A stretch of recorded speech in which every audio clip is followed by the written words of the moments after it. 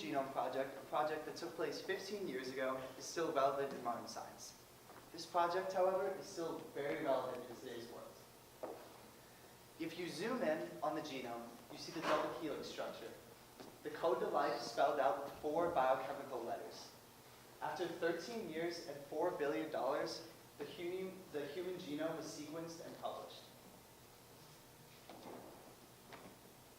Hello, my name is Caleb Olson, and for my senior project, I looked into the importance of the Human Genome Project in today's world.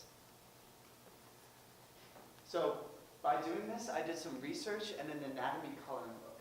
This coloring book may seem very childish, but it gave me a very good idea of the implications the project has on personalized medicine and better treatments today.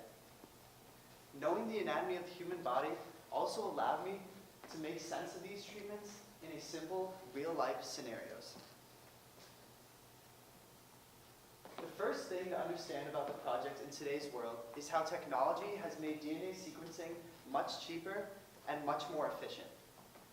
The old machines, it costed $1 to sequence each base, and it would sequence them going base by base. This is an extremely expensive and slow way to do it, considering there are 3 billion bases in the human genome.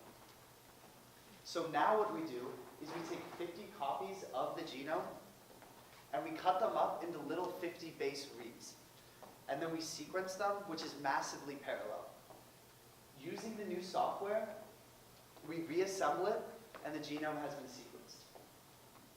To give you an idea of how far this technology has come, it took 13 years to complete the Human Genome Project, and 3 gigabases were finished.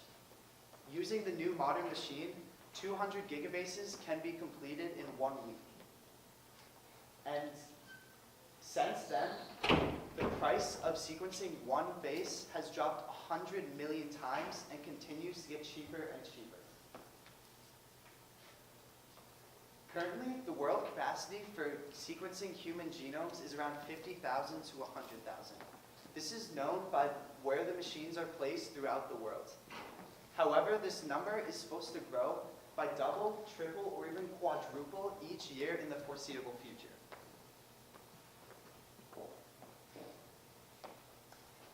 So how does this relate to medicine? It is fairly well known that genetics play a very large role in how certain people respond to certain medications.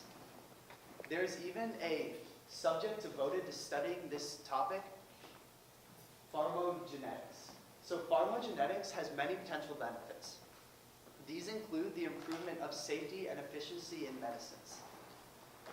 These especially relate to those with diabetes, asthma, and depression, considering the common treatments only work for around 60% of its patients. It is also known that in 70% of the cases when drugs do not work for a patient, it is due to their differences in genetics.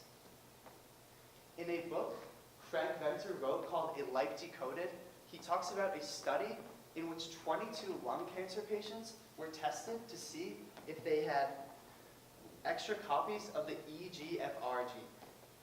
If you have extra copies of the EGFR gene, it is well known that drugs such as Gefitin and Erlotin will work very well for you. This means that therapy can be aimed at those who will benefit from it most. More recently, cancer has also had many improvements in personalized medicine for their patients. 2 papers have come out outlining the data that supports how cancer cells respond to anti-cancer medicine. So it is known that a breast cancer drug called Herceptin is already known to work in patients with an overactive HER2 gene. So if you have an overactive HER2 gene, you are known as a HER2 positive cancer patient. So what this means is if you're an HER2 positive, there's a 1 in 5 chance you have stomach or breast cancer. So what can be done to prevent this? Having this knowledge of genetic basis behind cancers allows us to potentially attack the cancer more specifically. An example of this is if you are overproducing HER2, a monoclonal antibody has already been developed that causes selective killing of cancer cells without harming the normal cells that are not overproducing the HER2 gene. So now I'm going to tell you some real-life stories of how the project has affected people. So there was a woman, age 37, who was diagnosed with stage 2 breast cancer. She goes through surgery, chemotherapy, and radiation. 2 years later, she comes back with stage 3 ovarian cancer. Again, she gets more surgery and more chemotherapy. Just 3 years after this, at age 42, she gets more ovarian cancer, more chemotherapy, more surgery. And 6 months after this, is diagnosed with acute leukemia, goes through respiratory failure, and dies 8 days later.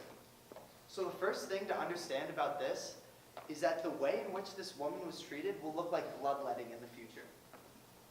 When her body was looked at post-mortem, her DNA was sequenced, and they looked at the comparisons to this and that of a normal body. What was found was that there was a deletion of 2,000 genes in her body out of the 3 billion. So these deletions were in a gene called TP53. If you have this mutation in the gene TP53, there is a 90% chance you will have cancer in your lifetime. So this sad story, unfortunately, will not be able to help this woman, but it has profound implications on her family being helped. If they get this genetics test and understand what it does and what it could do, they can get cancer screenings much earlier and potentially live much longer lives. Another story is of the Beery twins. They were diagnosed with cerebral palsy at the age of 2.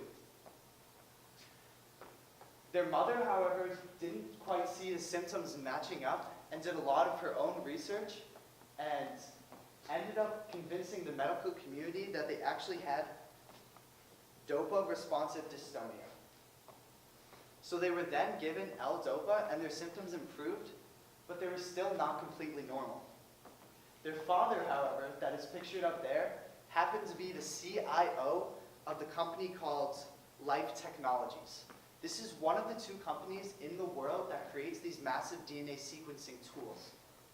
So what he did is he had his kids' DNA sequenced, and they found that there was mutations in the gene called SPR, which is responsible for producing serotonin, among other things. So then, after this, they were described L-DOPA plus a serotonin precursor drug and are effectively normal now. There are countless stories like these ones where DNA sequencing has allowed for medications to be much more specific to the person and do much more good for them. I urge everyone here to understand the genomic revolution is happening all around us and of its importance in today's scientific and medical worlds. Thank you.